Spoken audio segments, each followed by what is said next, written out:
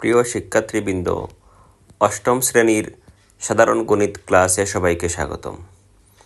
আজকে আমরা তোমাদের প্রথম অধ্যায়ের সংক্ষিপ্ত প্রশ্নগুলো নিয়ে আলোচনা করব।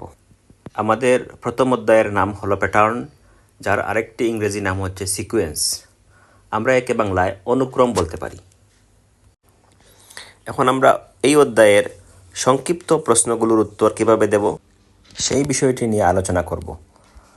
তোমাদের অনেকের হয়তো জানা আছে যে তোমাদের এখনকার পরীক্ষায় 15টি সংক্ষিপ্ত প্রশ্ন আসবে। এই 15টি প্রশ্নের মধ্যে তোমাকে 10টি প্রশ্নের উত্তর দিতেই হবে। প্রতিটি প্রশ্নের জন্য 2 নম্বর করে দেওয়া হবে। 10টি প্রশ্নে তোমার জন্য বরাদ্দ আছে 20 নম্বর। এখন চলো আমরা শুরু করি। তোমরা স্ক্রিনে একটি সংক্ষিপ্ত প্রশ্ন দেখতে পাচ্ছ। প্রশ্নটি হলো, একটি তালিকা দেওয়া আছে। তালিকার সংখ্যাগুলো হলো 7, 10, 13, 16, 19। এই তালিকাটি দেওয়ার পর আমাদেরকে প্রশ্ন করা হয়েছে তালিকার পরবর্তী দুটি সংখ্যা নির্ণয় করো। অর্থাৎ আমাদের প্রশ্নটি হলো, আমাদেরকে একটি তালিকা দেওয়া হয়েছে, সংখ্যার তালিকা, এবং এই সংখ্যার তালিকা দেওয়ার পর আমাদেরকে প্রশ্ন করা হয়েছে তালিকার পরবর্তী দুটি সংখ্যা নির্ণয় করো।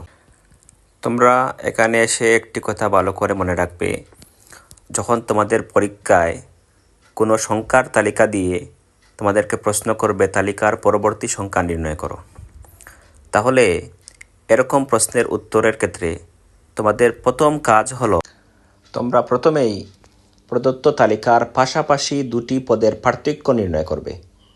যখন তুমি পাশাপাশি দুটি পদের পার্থক্য নির্ণয় করবে, তখন তোমার জন্য এই তালিকার পরবর্তী দুটি সংখ্যা নির্ণয় করা অনেকটাই সহজ হয়ে যাবে। প্রিয় শিক্ষার্থীবৃন্দ, এখন আমরা প্রথমে প্রদত্ত তালিকাটি লিখে নেব।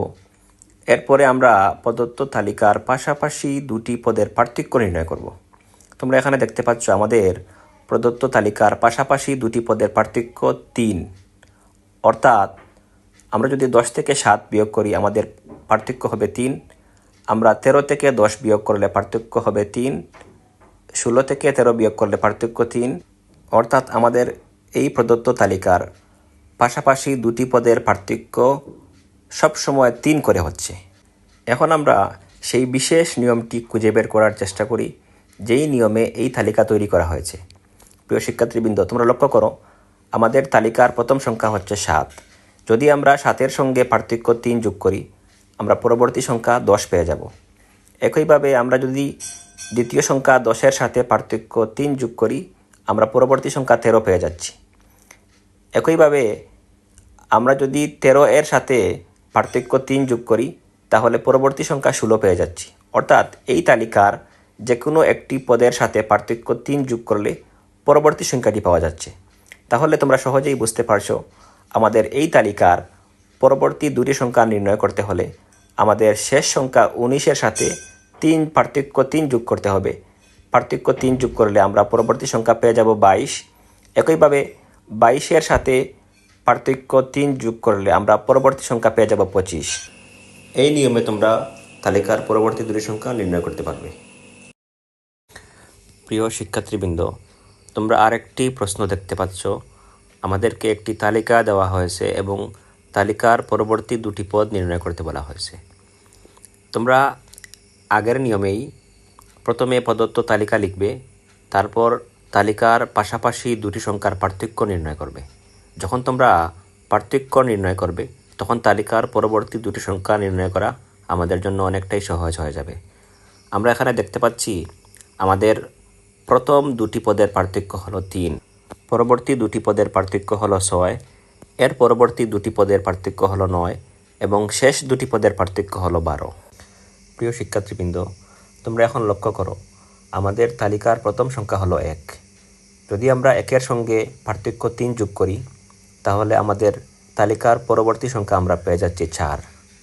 একইভাবে আমরা তালিকার দ্বিতীয় সংখ্যা 4-এর সঙ্গে পার্থক্য 6 যোগ করলে আমরা পরবর্তী সংখ্যা 10 পেয়ে যাচ্ছি। 10-এর সঙ্গে 9 যোগ করলে আমাদের পরবর্তী সংখ্যা আমরা 19 পেয়ে যাচ্ছি। 19-এর সাথে 12 পার্থক্য যোগ করলে আমরা এর পরের সংখ্যা 31 পেয়ে যাচ্ছি। অর্থাৎ আমাদের এই তালিকার যে কোনো একটি সংখ্যার সাথে পার্থক্য যোগ করলে পরবর্তী সংখ্যা আমরা পেয়ে যাব। এটা হচ্ছে তালিকার একটা প্যাটার্ন।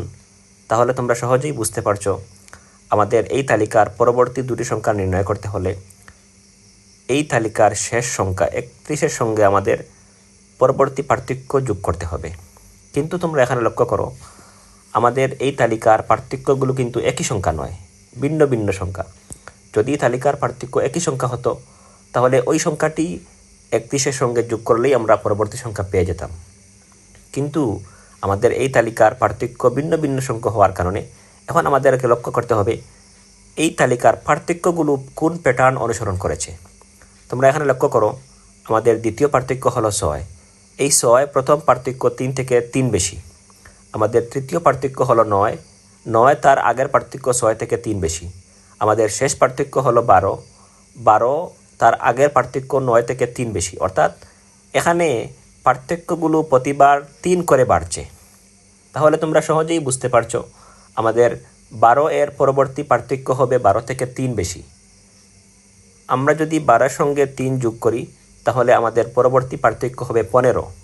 সুতরাং পরবর্তী সংখ্যাটি, তালিকার পরবর্তী সংখ্যাটি নির্ণয় করতে হলে আমাদেরকে 31-এর সঙ্গে পরবর্তী পার্থক্য 15 যোগ করতে হবে। 31 যোগ 15 অর্থাৎ 46 হলো আমাদের পরবর্তী সংখ্যা। তার পরবর্তী সংখ্যা আমাদেরকে নির্ণয় করতে হলে 46-এর সাথে এর পরবর্তী পার্থক্য আমাদেরকে যোগ করতে হবে। যেহেতু 12 এর পরবর্তী পার্থক্য হলো 15, সুতরাং 15 এর পরবর্তী পার্থক্য হবে 15 থেকে আরও 3 বেশি অর্থাৎ 18। তাহলে আমরা 46-এর সাথে 18 যোগ করলে আমাদের পরবর্তী সংখ্যা আমরা পেয়ে যাব 64। তাহলে এই তালিকার পরবর্তী দুটি সংখ্যা হলো 46 ও 64।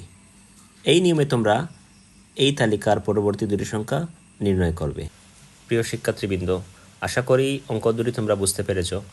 তোমাদের এই প্রশ্ন দুটি সংক্ষিপ্ত অথবা সিকিউতেও আসতে পারে।